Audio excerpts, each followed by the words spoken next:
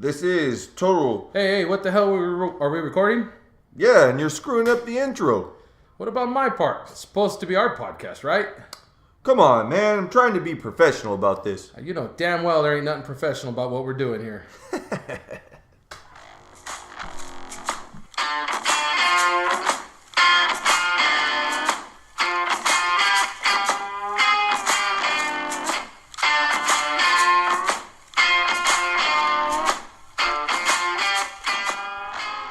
Welcome to Totally Unprofessional. It's Manuel and Justin, his two best friends shooting the breeze about nothing and about everything. We're separated by 10 years, 2 points of view on every subject from 2 different generations. Listen as we talk sports, events, and anything else that might come up. There's nothing professional about what we're doing here, hence the name, Totally Unprofessional. All right, it's Friday, 24th, we're back. Mr. Episode Counter. 17. Episode 17, we're here. We've gotten pretty regular on the inside, so thank you, Christina and family. Right? We're not trying to sweat our asses off. Yeah, we don't want another hot as balls episode if we can avoid it. Right. We don't need to be in there sweating. The next episode that would be outside wouldn't be considered hot as balls.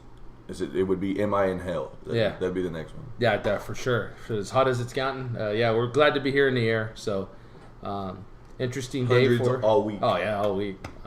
Got solar panels now, so my electric meter's actually been turning backwards. So you're racking up the credits with PG&E. Doing the old Ferris Bueller, huh? Oh, yeah, rolling it back. But, yeah, had a couple of things go on since Monday. For those of you who know, I dropped off my daughter at the airport. She's on her way to Kansas this week. She'll be there for a week and then taking off to Peru for 5 weeks. Then she'll come back, do another week in Kansas. She's chosen to do missionary work for the church, so God bless her. We'll see what happens. She'll go over there. I told her don't talk to strangers. Somebody lays a hand on her. I told her exactly where to kick, where to punch, and right. Hopefully they don't stick her in jail in Peru.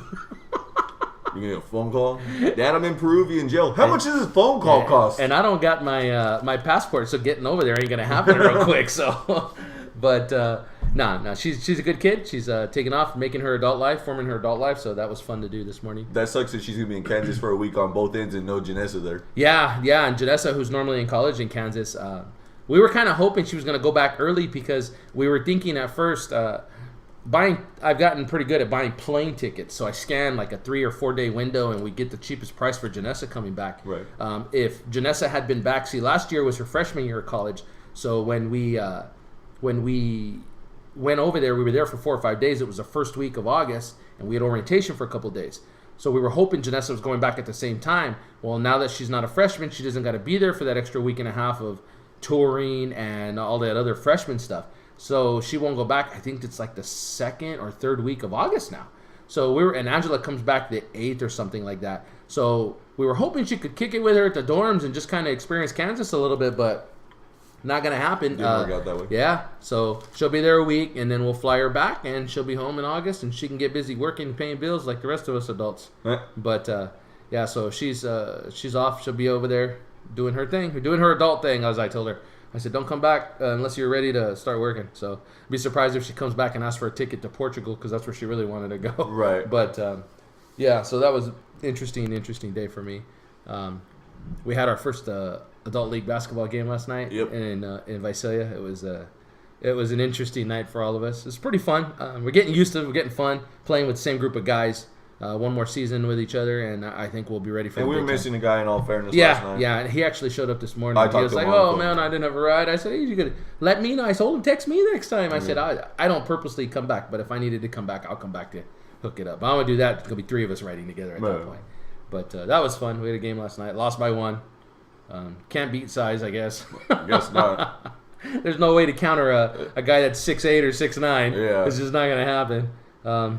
I did send him a message midway through the game. Well, no, about 3/4 of the way through the game. Yeah. A bigger, taller guy than me decided to try to drive the lane, and I told him the lane was closed, and he didn't believe me, and he tried to drive through it, and I reminded him it was closed. He got checked. Oh, yeah, he got checked and gave me a look like, what was that? And I just said, like a hockey check, too. It was pretty funny. Everybody was laughing about it, and my uncle even texted me this morning because my uncle plays with us, and he said, hey, that was a pretty cool check you gave him last night. Those are fun to watch. I started laughing. I was like, I don't even intentionally mean for it to look that hard, but when I plant my feet, I guess I'm a rock or a wall or whatever you want to call it, and it looks pretty vicious. So it's definitely something to see if you've never seen it. Maybe we'll get someone to record it and catch me in a minute of a foul. It's a good laugh if you ever see it because it looks funny. Yeah. I've seen it one time on a film and it looks funny. But had the NBA draft last night? Yes.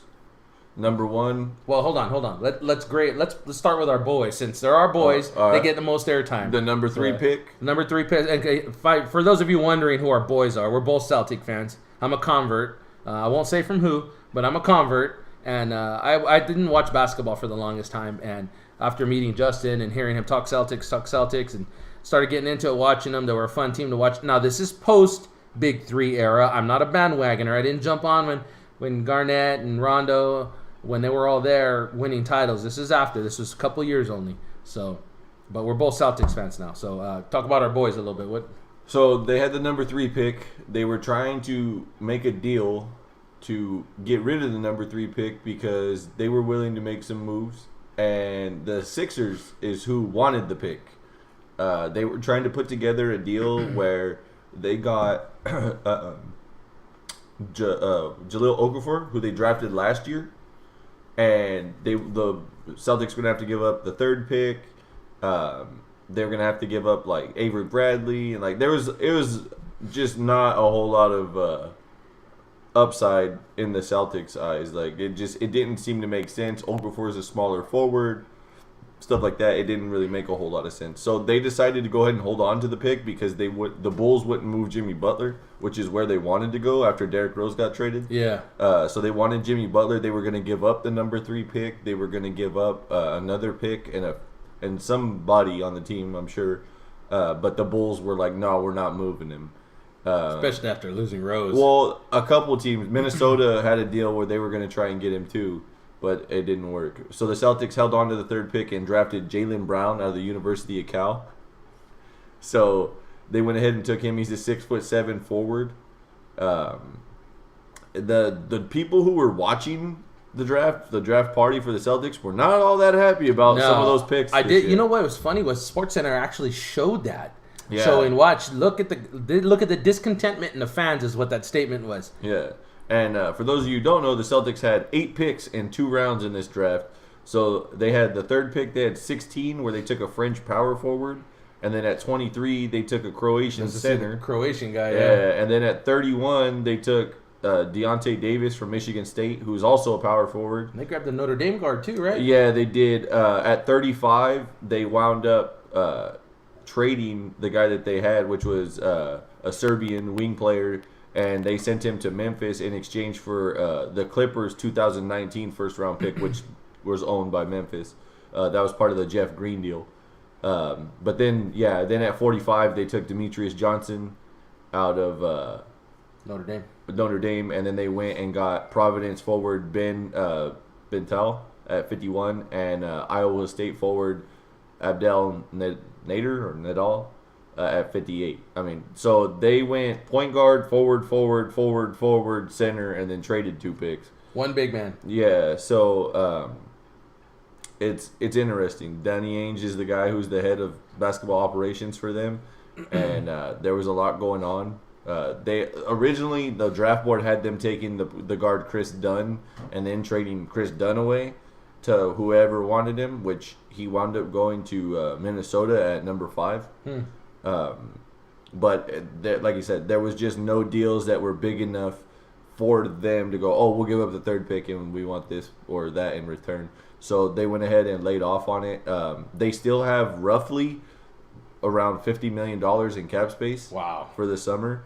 So they're going to go ahead and try and make a play on a couple guys. If you keep up on what's going on with like guys saying that, I'm going to go ahead and try and bring this guy in, or, pitch guys back to their team. Isaiah Thomas, the guard for the Celtics, says that Kevin Durant is going to go ahead and listen to everybody's offer, including the Celtics. Now, we've had discussions on this. Neither one of us thought he would leave if they made a good showing against Golden State, right? Yeah.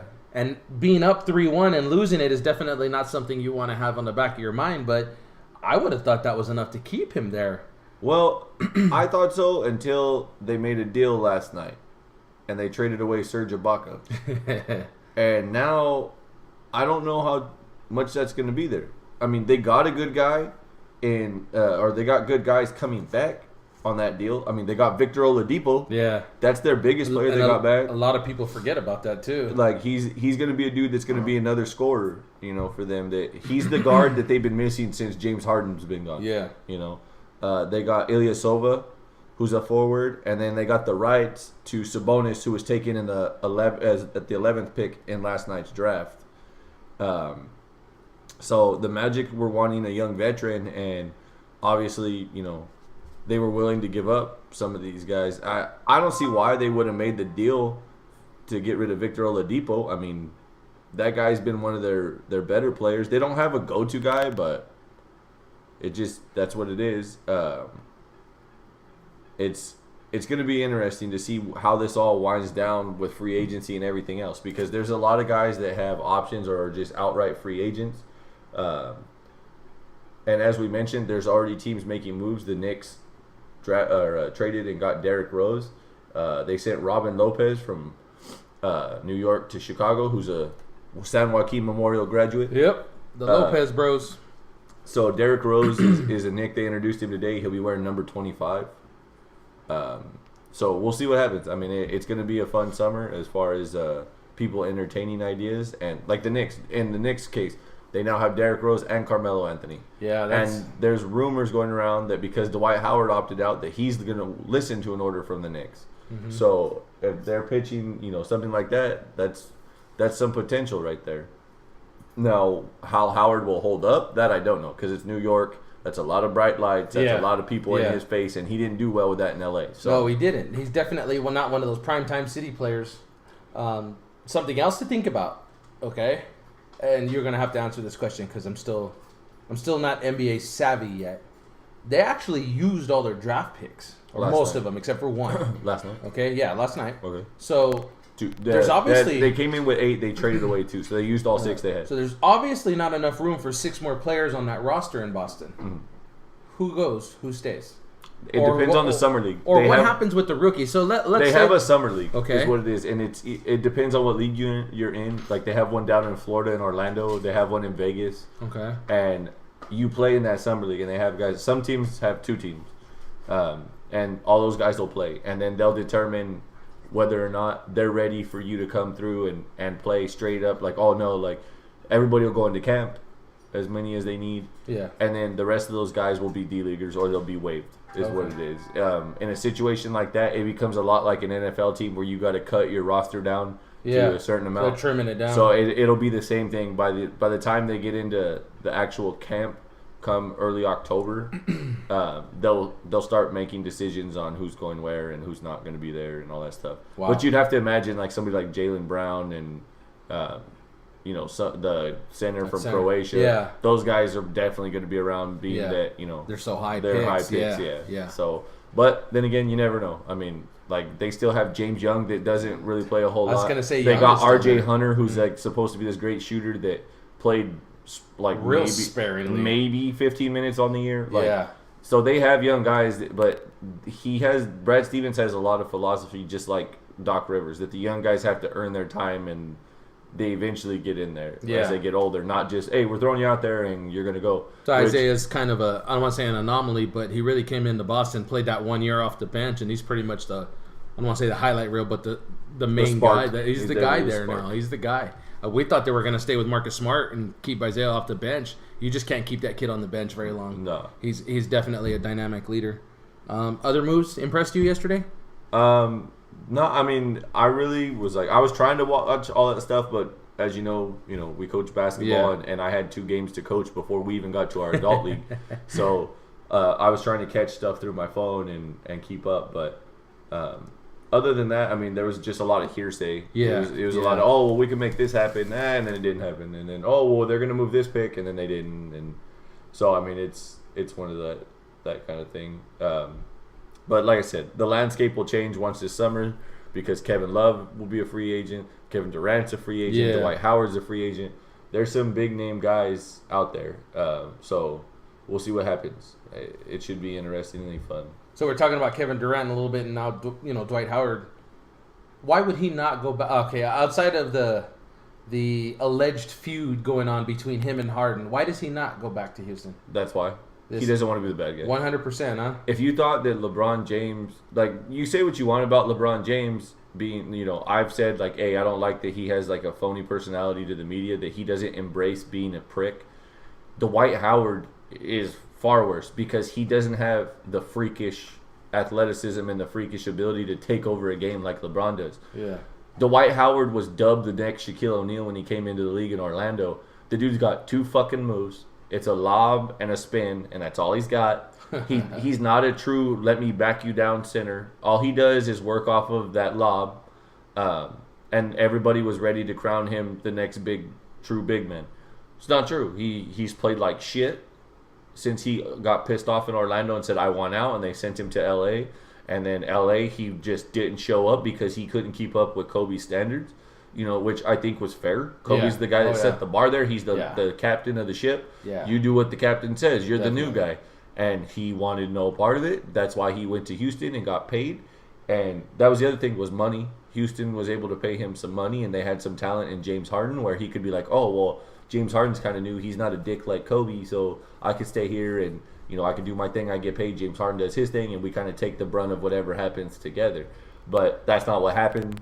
And Houston quickly, as quickly as he came in, in a matter of a couple seasons, everybody was like, nope, he's got a bad attitude, or he's not a good teammate. Like, all this stuff has been in the media for a little while that, as a player, if you like him, great. But as the guy in the locker room, as your teammate, they say he's a piece of shit. So, Wow. So he opted out because they didn't want him back, and I don't think he wanted to go back. Guy who's just going to get paid throughout his career and probably never win a ring. Yeah. They said that once he opted out, that it gave the Rockets $45 million in cap space next season for this next season. Instant, right? Yeah. Oh, man, that's crazy. Because that's with what they already had, and his deal wasn't $45 million. That's what they already had. That's what they had. Plus what they're gaining with him opting out. So they can go out and probably replace him, no problem. They can go get 2. They're in the Celtics boat. They can go get 2 max free agents and make some shit happen. But we'll see. Like I said, we'll see. Is Houston a place where people really want to go right now? Yeah, that's the other part. Well, you're gonna and be then playing... you watch, like, and here's the thing about Houston, you watch all that shit go down, and what was James Harden's biggest knock this year? It was playing no defense. It was him watching, just kind of waiting up and just letting people run by and shit like that. So, I mean, do you really want to go to Houston and have a guy like that? Do you really want to deal with some, stuff like that? It's going to be interesting. So the number 1 overall pick in the draft was Ben Simmons from LSU. He went to Philadelphia. He's the second LSU player to go number 1. Do you know who the first player was? LSU. Yeah. Let's see. No. Superman himself, Oh, Shaquille wow. O'Neal. Okay. He was the first guy to go number 1 from LSU.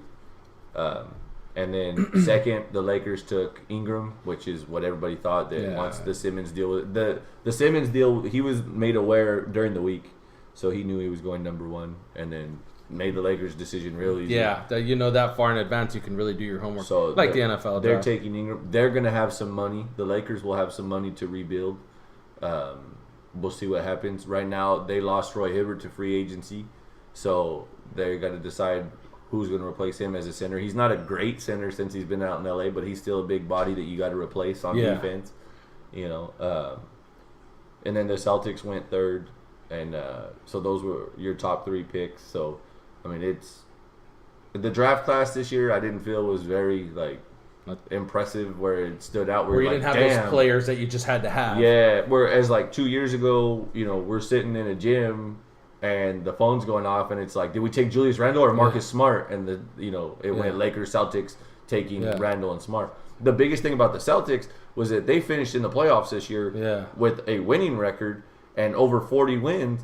And if I'm not mistaken, it was 48 wins total on the year, which was not expected. No. And they got the number 3 pick. Thank you, Brooklyn, you fucking idiots. Well, stop and think about what Ainge was doing, 2-3 years ago now? Yeah, this guy was stockpiling for this moment. And well, the deal was this. Everybody shit on this deal with Brooklyn because you got rid of Kevin Garnett, Jason Terry. Jason Terry you could part with. It really wasn't so much. Garnett meant a lot to this organization because the first year he came in 2007, 2008, they won a ring because he came in with Ray Allen, and then with Paul Pierce was already there. It was Rondo's second year in the league. I mean, those guys right there, they set a precedent with that. And it's been said time and time again that KG is a culture changer. He changes the locker room and how your organization runs shit. Does KG come back? Yes. You think so? Yeah, he'll come back one more year. He's not going to play much. He'll come back. He's a mentor. To retire a Celtic? I don't know. Like, he's in Minnesota where he started. Yeah. And he was always loyal to Flip. Yeah. You know, and that organization. And he always said that, you know, he had love for Boston, which I do believe. You know, you win a ring there, you spend that time there, because he went to the finals twice with them. They lost in 2010 to the Lakers. So, I mean, I definitely think that it's interesting to see that, you know, where he's at with that, because he'll be going into, I believe, if I'm not mistaken, he's got a year on Kobe. So this would be his 20. Wow, you're right. Second year, I think. So he'd be looking at his 22nd year. Last year he played hit and miss, but it wasn't anything crazy. You can take it. Go ahead. The whole thing with him is he was a mentor to Willie Cauley-Stein. Yeah. Or was it Willie Cauley-Stein? No, he's in. It was Karl Anthony Towns. Sorry, Willie Cauley-Stein's in Sacramento. Karl Anthony Towns in Minnesota, who won Rookie of the Year this year. That's what they wanted, was him to work with him. And if he does retire, I could see him coming on as an assistant coach for a little while. So he knows the game. He's not just one of those athletes. He's one of the best defenders in the league. He was an anchor of the Celtics defense for several years. He was an MVP in 2004 for the Minnesota Timberwolves. I mean, the guy knows his shit. That's cool. He revolutionized the game as a 7-footer who can spread the floor and shoot that wing shot. Yeah. He's not a 3-point shooter. No, but he's got that wing shot. But he's got the mid-range jumper 10, that stretches 12-footer. the floor. Yeah. So he knows his shit, and he sees the game differently. So you talked about how this wasn't one of those drafts where you just kind of saw that player and went, wow. Yeah. Coincidence? Same thing in the NFL draft. There just wasn't that player in the NFL draft that went, yeah, this kid has to go top 5, or he has to go 1 or 2. I mean, I don't want to downplay the 2 quarterbacks that we're taking, but everybody will admit that those 2 teams took quarterbacks because they had to have the quarterback this draft. Right. They couldn't wait 1 or 2 years. You know, is this next year or 2 years going to be just, I don't want to say empty of talent, because they're top-notch NCAA players, albeit football or basketball. They're going to be professionals, so they're definitely skilled in some way. Less skilled than in years past, though. I mean, I think that much is obvious. Well, I think each year it's getting a little worse and worse, because in the NBA, you only have to play 1 year.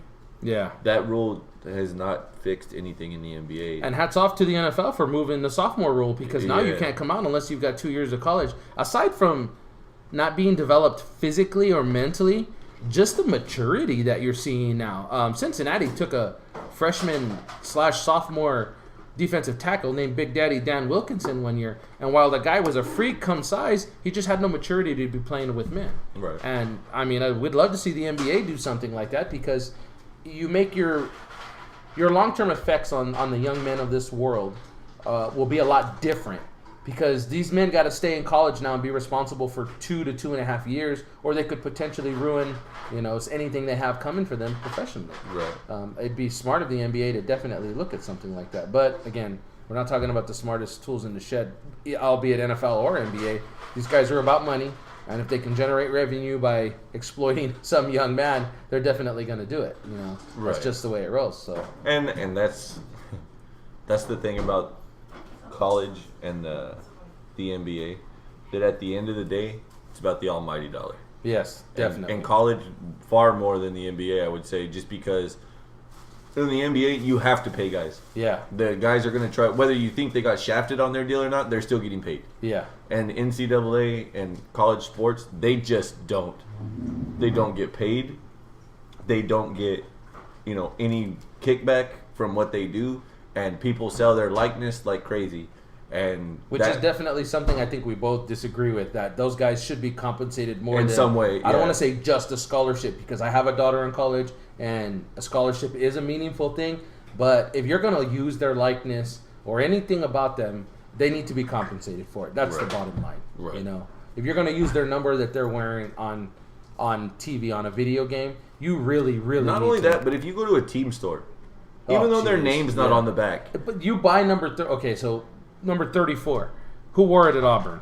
Oh, at Auburn? Who's the most famous Auburn running back to wear 34? Shit, I know this. It's Bo Jackson. There you go. Okay. I was like, why do I know that? Nobody bought 34 because it was number 34. They bought it because it was Bo Jackson. It was the same thing with Reggie Bush at USC with Reggie number 5. Bush. They did it at Fresno State with Paul George. Yeah, I mean, it's more than just the facial likeness. These guys represent something, and when they do, you can attach something of their likeness to that jersey or hat or whatever, and it's gonna sell.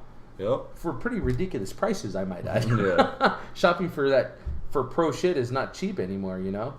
I read, transitioning out of basketball, I read a headline that said that Canelo and Triple G are looking at fighting in the fall of 2017.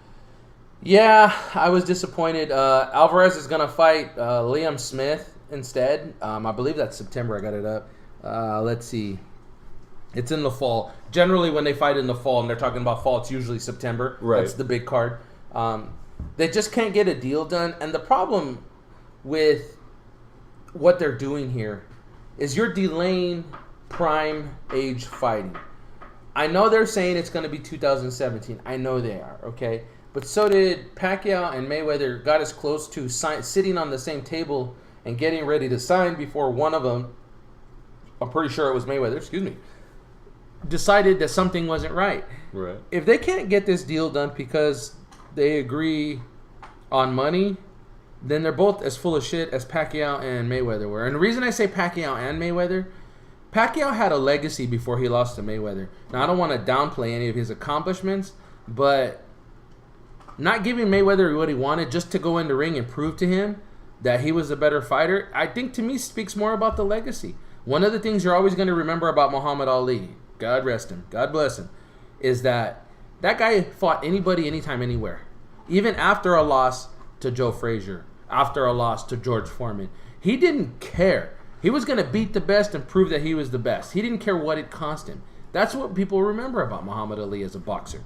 The guy was not going to deny a skilled fighter the opportunity to fight for the title. Okay, for those of you that don't know the Rocky movies, although they don't say it, that has one of his fights was with an unknown Philadelphia fighter. That's where I don't want to say the idea came, but you can read the whole dispute on that. Yeah. But that theory was Muhammad Ali giving a shot to a young Philadelphia fighter. So definitely, when you think about legacies, it's going to tarnish both of them if they don't sit down and get this done.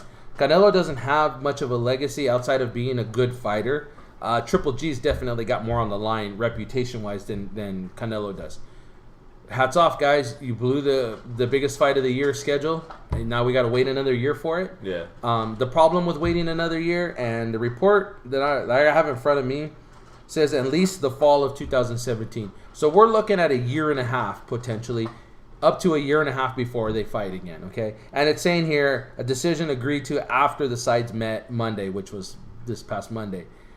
Again, I don't know what the roadblock is. There couldn't have been that much of a roadblock. They're both 160-pound fighters. Canelo gets to fight at a weight that's more comfortable to him. Come on, guys, get the deal done. I mean, I understand there's money to be made, and you got some issues with it, but you got to just make these fights happen. This is why boxing doesn't carry the clout that it used to in the 80s and 90s. You know, these guys, I don't want to say they find reasons, but there's a simple reason for these guys not to fight. One of the things I respect about the UFC when it comes to fights, you have to fight the best. There's no way around it. Right. Dana and the ownership is not going to allow you to run based on your personal beliefs. If they say you're going to fight the number one contender, you're going to fight the number one. If they say you're going to fight the 15th contender, you're going to fight the number 15. You don't have a choice. And that's the way it needs to be in boxing. Unfortunately, unlike UFC that has basically one entity that promotes a champion, in boxing there are God knows how many championship belts. You got IBF, NABF, you got WBA, WBC, IBA. You got so many entities that wanna crown a champion. And if you don't have to be a champion of all of them, you got Ring Magazine that'll name champions. It's just not. It's not good for business. You know, somebody needs to go into the boxing world and say, hey, look, you guys really want to make money? Let's condense everything. There's one belt, one champion. If you want a belt, you got to beat him. Yeah. Then you're gonna make guys like Triple G and Canelo have to fight each other. You know, Mayweather and and Pacquiao would have never taken so long. Another thing, a boxer, De La Hoya. That was the good thing about him being his own promoter. If he wanted to get the fight done, he just got the fight done. That's another guy that you can say didn't duck fighters. He fought Mosley when it wasn't popular. Cost him. I think more it's because his head wasn't in the match. But hey, you know what? He did it.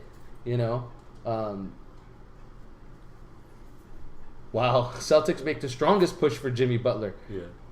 Well, let's see. You know what? Until they're on the court and with a jersey on, you never know what's going to happen. Yeah. So, the other thing that I read right now, it said Tyson Fury postpones rematch with Klitschko. He sprained his ankle about 10 days ago, and they told him to stay off it for 6 or 7 weeks. Yeah, well, and the issue with that is these are big guys. These aren't. I'm considered a big guy at 5'9" and 260 pounds.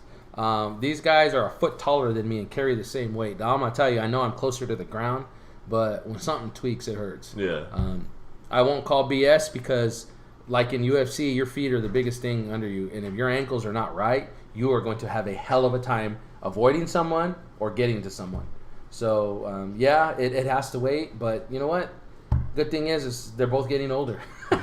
And heavyweights is not as much about it's not an speed issue, yeah. and that kind of stuff. So when we talk about an ankle injury, when we're talking about an ankle for a 130-pounder, it's a different kind of conversation than it is for a big man, for a heavyweight. Right. Because these heavyweights, man, their feet are planted. You won't often see a heavyweight on his toes like you'll see some of the lighter weight guys. Right. So I'm sure Klitschko, that hurts Klitschko. I think he wanted a chance to go back in there and get his title back. But, hey, you got the rematch. I'm sure you're still going to fight. Yeah. This is not one of those instances, one fighter running from another. This is a fighter saying, hey, I need to be on top of my game when I fight this guy. I can't go in there with a small tweak.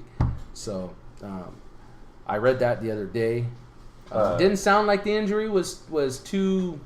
He said he's trying to continue training on it and got a second opinion, and then they did x-rays and MRI, and they said that there's nothing...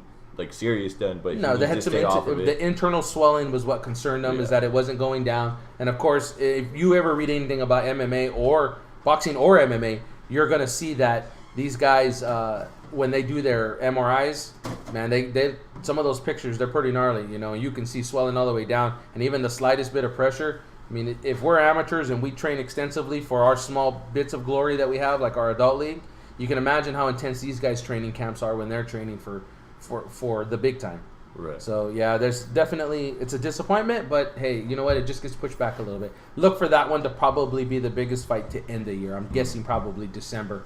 It could even be that Thanksgiving match that's usually going on out there. So, and announcements from MMA, they announced CM Punk's debut. He will be fighting Mickey Gall at UFC 203. That's the wrestler. Yes. CM Punk. Okay, I remember you and Gio talking about him the other day. Yes. So another crossover. He'll be fighting at UFC 203. So let me ask you, so that probably excited you a little bit. It's kind of I was hoping it was going to be at 202 because if I get to go to 202, now that's the one we were talking about, Vegas, right? Yeah, that's the McGregor-Diaz rematch. Okay, so let's play conspiracy theorists here a little bit. All right, let's do this. So Lesnar, obviously, he's going to be at 200. Right. They're bringing him back. One fight deal, if I'm correct. Okay. Yes, it's a one-off. It's supposed to be a one-off. It's supposed to be one-off. We talked about this a little bit when Lesnar was announced for that match. Right. Do you think that UFC said, okay, wait a minute, we want one more than one if we're going to let you back into like this? Is McMahon working with the UFC? No. Because in 2014, CM Punk walked out on the WWE. Okay. And that was in January of 2014. In almost September, October, he announced he had signed with the UFC. Okay. So this is not a WWE. This isn't a joint deal. Okay. No. This is completely separate. He's been trying to get stuff squared up. He's training at Rufus Sport in Milwaukee, which is where Anthony Pettis main camp was. He's been there for a while. Duke Rufus is the guy that runs the whole thing, and he said that he wanted to get as much experience with him as possible, and that he wanted to make sure that he was ready, that they weren't just going to throw him in there, and that he was, going to get hammered and, beat the shit out of pretty much. So he had some slight training here and there. He does hang out with the Gracies. There's a woman that's a former wrestler, Eve Torres. She's married to Henry Gracie, and so he has a connection there, and he's done lots of jiu-jitsu stuff with him on a regular basis, but nothing where it's every single day. Until he signed with the UFC, where a lot of people like this is a publicity stunt, because he's got a name and this and that. And there were lots of questions of when's he gonna fight? When's he gonna fight? Duke Roufus said, I want him to wait a year is ideal. And then that year came around last year at the end of the fall winter time, and he went, I don't think he's ready. And then they got to talking on who they were gonna have him fight, and he wound up needing to have like his shoulder scoped. Oh wow! So they scoped his shoulder, and then at the beginning of this year, they do a show called Looking for a Fight with Dana White and Matt Serra, and they go to like smaller their MMA indie promotions is what it is, and they find guys to give a shot to. Yeah. Well, Mickey Gall was one of those guys, and Dana White told him, if you win your UFC debut, I'll give you CM Punk. And Mickey Gall did win his UFC debut. Punk was in the audience. He showed up and actually got in the cage. Well, after he won, and then they were all about it. They were just trying to figure out when they were going to do it. And then back in, I want to say it was late February, early March, Punk had to have surgery on his back because of a disc, and his back went bad. So he had to have the surgery, and it was just a matter of time before he was healed and that he could train and everything else again. And people were starting to say hey man, he's not a young buck, because he's in his late 30s. Mm-hmm. He only has a full year of extensive training, and they're he's gonna go in there and he's gonna get the shit kicked out of him, and they're not gonna know what to do. And so there's a lot of people that were against it and were hating on it and stuff like that. But now that some of these guys have gotten to talk to him over the last year and a half, they've started to say, well, hey, he's in here trying to pay his dues as much as he can. He's not just bullshitting everybody. Yeah. So, and Mickey Gall, like I said, he only has one professional fight under his belt. And that's what they wanted, was somebody who he's starting ground level with. But we'll see what happens. UFC 203, that will be in September. It'll be in Cleveland. Oh, wow. It takes place in Cleveland. That's what they've officially they announced it already. Okay. Yeah. Okay. CM Punk's real name is Phil Brooks, but they're still going to have him. He is choosing to go under the name CM Punk still. So his Reebok fight kit will say CM Punk. Publicity to help get more viewers? Yes. Okay. Yes. Well, hey, you know what? If you can take the name with you, why not? Well, he had the name before he got to WWE. Oh, so it was his to begin with. Yeah, okay. He owned the rights right from the jump. Okay. Oh, good deal for that guy then. Good deal for that guy. Copa update for those of you who watched the other day. Of course, the U.S. got, I don't want to say smashed. They gave a good spirited let's effort. just say this. They didn't lose 7-0. Yeah. Just saying. Reference for Mexico fans out there. All you shit talkers. Oh, America can't play soccer. Really? Really? Because we didn't get smoked. And and everybody's over here going, America's going to get smoked by Messi. They're not going to get it. Messi's going to tear them up. He did have a beautiful penalty kick. Yeah. Well, it wasn't a penalty. Or not a penalty, but a free kick, sorry. But they went ahead and he put that top corner, and it was money. Man, you couldn't have gotten through a smaller space. That goalie was there, and it was like you said, it was a sweet goal. Keep in mind, the United States was missing Woods and Jones. That's right. I just think instead of it being 4, it's probably 2-0.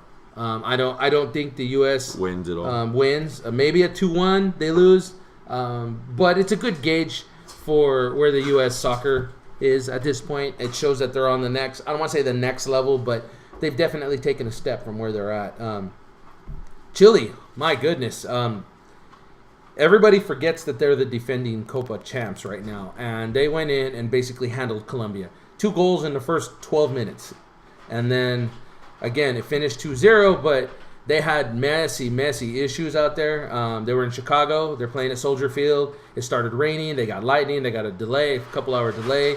The ground was real heavy. It was just a nightmare out there for players. I mean, watching these guys, normally you see them fall after getting hit or something, and they take a bounce on the grass or something. These guys were sliding 10 yards at a time every time they hit the ground. It was pretty amusing to watch. But Chile thoroughly handled them. I know it was only 2-0. It probably should have been 6 or 8.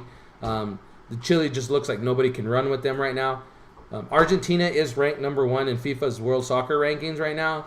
So I don't want to look past Argentina and say Chile's going to run away with it, because Argentina is definitely there talent-wise. But my goodness, Chile just looks like the best team in the tournament right now. Right. Maybe even the most complete. Maybe that might be a better statement. Don't get me wrong, Argentina does look good, but They have spots, but it's two different styles of play, so it's going to be weird to see exactly who picks what spots now, because Argentina is more of a dissecting team where they run their set pieces. They use ball movement. They're not afraid to go backward and then restart things. Chile's just attack. Let's go. Let's wear you out that way. So, again, it's going to be a real interesting final with Argentina and Chile. Should be amusing. I predict like a 4-2 game, maybe a 4-3. I don't know which way, though. Yeah. I know the winner's definitely going to score 4 goals, though. They're just, both teams, if they get into a groove and they start finding the back of that net, there's not really going to be any way to slow them down. And I mean any way. Especially if Messi starts taking passes in the middle with 5 yards in front of him, it's going to be a long day for Chile. Right. On the flip side, though, I mean, if Argentina doesn't figure some way to slow Chile down, those forwards have been just gashing the net everywhere, from the corners, the sides, directly in front. These guys are everywhere. They look like ants running around a piece of food, man. I mean, it's just crazy.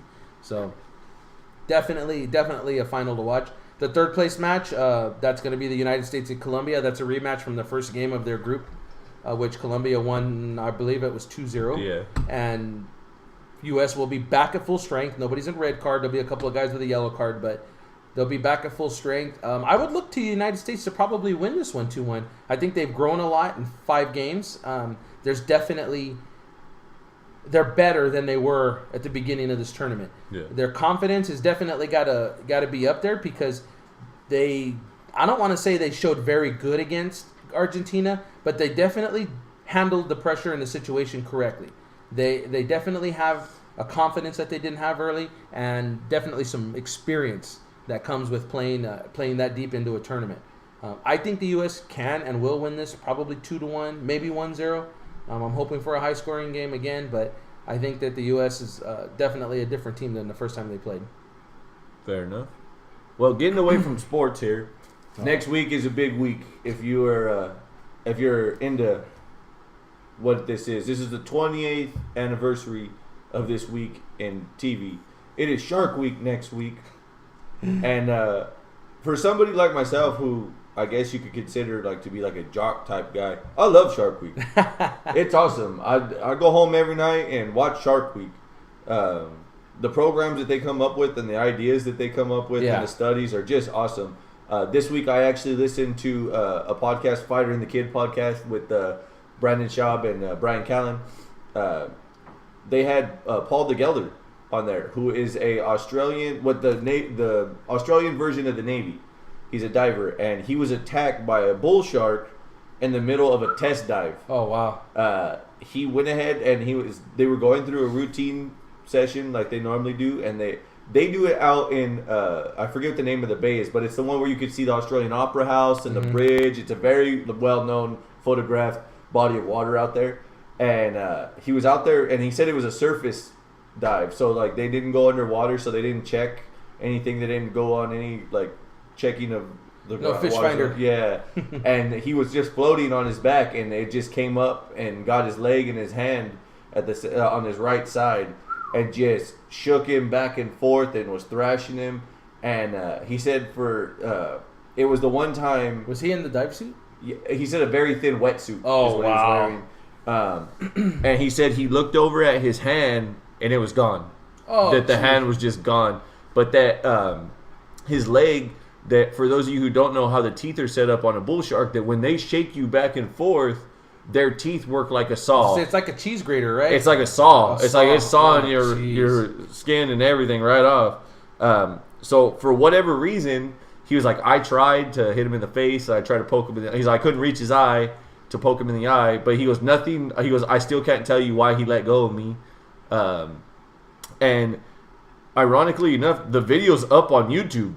Like, because they record everything, every test dive, so that way they can go over the film. Yeah. And so it got put out on YouTube of him being attacked by this bull shark. It's on YouTube. It's on YouTube. You can look it up. Put in Paul de Gelder shark attack. You'll find it. Ha! So he swam. Like, there was blood in the water, and he had to swim to the safety boat. Oh, man. And now, mind you, the shark wound up taking his hamstring clean off. Oh, jeez. So he could not move that leg. Oh, man. And then he lost his hand. So he tried to go and he had to swim to that safety boat with one arm. What'd you say that guy's name was? Paul de Gelder. Paul D-E and then Gelder, Gelder. So he wound up getting in the boat, and he actually said that one of the guys who was in his, I guess if you want to call him platoon or group, actually had to stick his hand inside his leg to shut off the femoral artery from leaking. Oh man! But when he went to the hospital, they could not save his leg. Oh jeez, so they wound up amputating his leg. So the right side of him, he has a prosthetic arm and a prosthetic leg. That was a real short attack, actually. I don't think you're watching the full thing. So he went ahead and he said that he was in the hospital for many, many weeks. That at one point, the doctors couldn't even get his pain level under control. Oh, that for 20 hours he was dealing with nonstop pain. And he goes, you realize that you don't have those extremities, yeah, but that you still get it's almost like an electrocution feeling. And he goes, and they couldn't stop it for 20 hours. And he goes, the things that you don't realize, like what you have to deal with, how you can tie your shoes, or open a can of beer or soda, yeah, stuff like that, like. Well, and there's that movie on Bethany. What's that surfer's name? Bethany, Soul Surfer or whatever. Yeah, Soul Surfer. Yeah. Same thing. Where she gets her arm taken off. She got her arm bit off. Yeah. And that was a surfer by career, Same thing. She talks about the same things in her movie. How are you going to deal with tying your shoes, feeding yourself, taking care of certain things? And this guy, a leg and a hand. Yeah. So he's got a prosthetic hand, and it has, it's the best in, technology. His hand, they asked him about it, and he was like, it's a $90,000 hand. What? Because it goes all the way up to his elbow. Really? And it's jet black. Stylish. And he goes, I can't move the fingers. The fingers don't move individually. But, you could grip stuff. Yeah. And, stuff like that. And he's like, and there's a future. And if you look the video up on YouTube for the podcast, they video all their podcasts. There's a button in the wrist he hits, and he can flop his wrist. Oh, wow. Like that. And he's like, I got no idea what the fuck this is for. It doesn't make any sense. What am I doing? Waving? What is this? That's awesome. But so then, of course, Brendan Schaub had to ask. He was like, so you do have a grip function, right? And he's like, have you ever, tested it out with that grip function? Oh, jeez. And he was like, no, because I'm afraid it'll tear my skin off or something. He's like, because there's settings on the grip, apparently. If you shake somebody's hand, there's a girl handshake, a man handshake, and then there's like you're gripping onto something. He's like, I was afraid that I was going to rip some skin off or something. Oh, jeez. There ain't no way. They had to ask. Yeah. And then the leg he has is the top of the line leg. And it has a bunch of microprocessors in it, and you have settings on how you're walking downstairs, how you run, how far apart you want the leg to compress at the knee and at the thigh, because technically he lost his leg at his knee, so it's considered a prosthetic knee, even though he has the full leg all the way down. Okay. And it has the settings to set it up where he's like, I actually walk normal. He's like, you see most people with a prosthetic leg, they have a little limp or they have a hitch in their walk. He doesn't have that. Wow. Because of this. So it's pretty crazy. Technology, that's crazy, right? man. That's crazy. It's bananas. So that was the way, and I listened to this yesterday. I was like, shit, Shark Week's next week. This is a great way to start. Yeah, no kidding. So it's a trip, and he is a conservationist for sharks. Oh, really? And he does motivational speaking. Guy got attacked by a shark, and he's a conservationist for sharks. He was they asked, that was one of the fan questions was, what do you do in a situation like that? How do you not want revenge on sharks in general? And he was just like, you have to understand that you're in their domain. It's the water. You're out there in their domain. And during Shark Week, they'll actually talk about that, where the divers who go in and actually dive with sharks and are videoing, they understand they're in the shark's domain, and if something happens, they're just protecting what they know to do. Right. One of the things that he said that would freak people out if they knew is how close sharks actually are to people without them ever knowing. He was like, if you knew how many sharks people encountered, whether you're a surfer or you're fishing or whatever, out deep sea fishing, how many sharks are actually around you, you'd be completely terrified. Yeah. And Brendan Schaub was like, yeah, you got attacked by a bull shark. How does this work? And they were explaining different sharks and how they come through and all this stuff. And he was like, yeah, fuck that. I'm no longer getting in the water. That's not going to happen anymore. And Shark note, we've had a lot of sightings here on the Pacific Coast the last couple of Shab weeks. like mentioned in the West Coast what it is, and crazy enough, San Luis Obispo was on the damn list. Yeah. Like I was like, what? Well, they just spotted a couple of more great whites out there. I want to say it was early this week. I don't go in the water no more. I ain't about to lose a lid because I wanted to be in the water. I'll walk out in the pier and hope the pier don't collapse. Right. But, I mean, going out in the water, I see a lot of surfers. They love it. It's kind of crazy. So we're on the Shark Week topic. Have you ever seen the Megalodon episode? I have seen some of it. You really got to watch that because the theory behind the giant shark that only swims in the depths and only comes up to feed in select spots. It's a pretty cool show. Pretty interesting. Yeah, because they've actually chased this thing a couple of times, and every time that they have cameras on, this thing only comes out at night. Right. I've never seen it come out during the day. Well, I don't want to say nobody's seen it, but nobody's ever caught No, it. you know what it is? It's the bullshit like the Loch Ness Monster show. And this is why I say that. Because it sells TV. Wow. Episodically, you can go, look, we have a shot, We've overhead shot, or infrared shot of this. Check it out. And then it's like a bunch of guys in a fucking boat, and they're poking around in the water, and then, nope, nothing. Well, we'll see you next week. And then they do it again. It's the same thing with the shark. Here's the funny part. There's a meme going around. It says, roller coaster parks can take your snapshot picture perfect at 70 miles per hour, but we can't get a damn clear photo of a bank robber at a teller. Right? Right? That pretty much falls That's in pretty line. clean. It falls in line with it. Again, you're telling me with all the technology, the times that they've tried to catch this thing, they've never caught in a good picture. Not even one You picture? know, the Loch Ness Monster. How have you not drained that damn lake and looked for it yet? You know? I mean, come on. All right, let's get some shark facts in here. Okay. As we go into next week. All right, go ahead. Let's see here. Find some good ones. The jaws of a large shark are twice as powerful as the jaws of a lion and can generate up to 40,000 pounds per square inch of pressure in a single bite. Okay, give me an equivalent to that. What that much pressure? What's it like? Shit, I couldn't even think of an example. You'd be better off knowing an example more than I would. Have to think about that one. Get back to you on that one. Shark meat is an unpopular image as food, so fish markets or chefs often change the name of shark meat to rock salmon or rock eel. Next time you're eating salmon, think about that. If you hear rock salmon or rock eel, bullshit, you're eating shark. Sharks have 5 to 7 pairs of gills on the side of their head, and obviously that's how they get oxygen. But great whites, makos, and salmon sharks will drown if they stop moving because they don't have that water passing through those gills.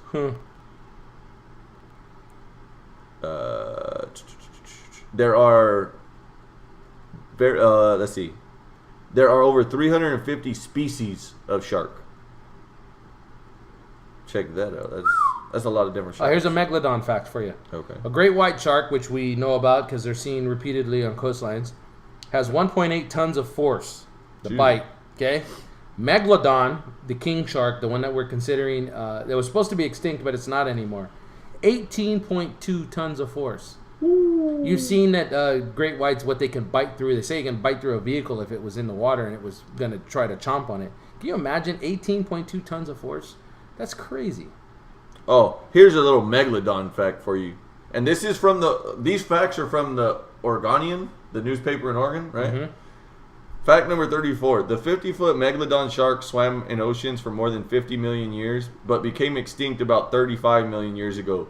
These sharks inspired Megalodon, The Monster Shark Lives, a fake 2-hour documentary which enraged Shark Week fans back in 2013.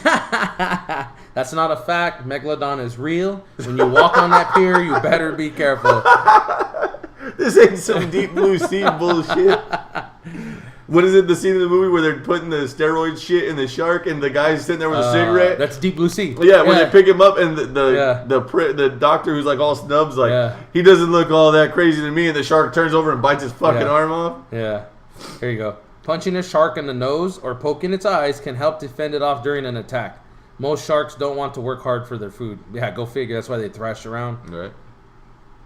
Talk about social network. While some sharks are loners, hammerheads gather in schools. No one is sure why, but it may help protect themselves from larger predators or to help males find mates. Male sharks let females know they're interested in mating by biting them. That's why female sharks develop tough skin and sometimes 3 times as thick as their male counterpart. Nice. Can you imagine doing that though? Like walking up to some girl and biting her and being like, "Hey, Get over here." You're going with me. It's pretty sick. Wouldn't that be the same as slapping them on the ass?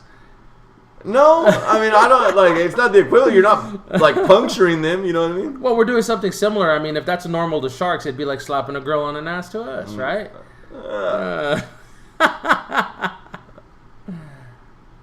Salmon sharks are the world's fastest shark and can swim up to 55 miles an hour. Yeah, good luck getting out of the fucking water with one of those. Yeah. What happened? The damn thing drives as fast as I do on the freeway.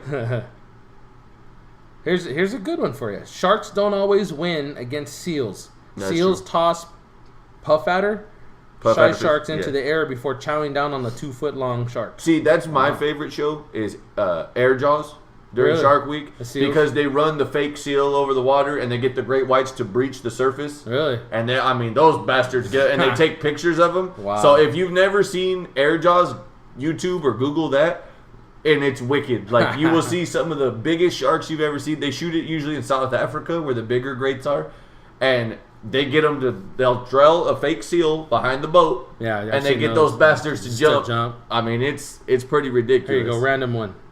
The poisonous Greenland shark can be eaten if prepared properly. Okay, it's a delicacy in Greenland. How long does it take to prepare? Ooh,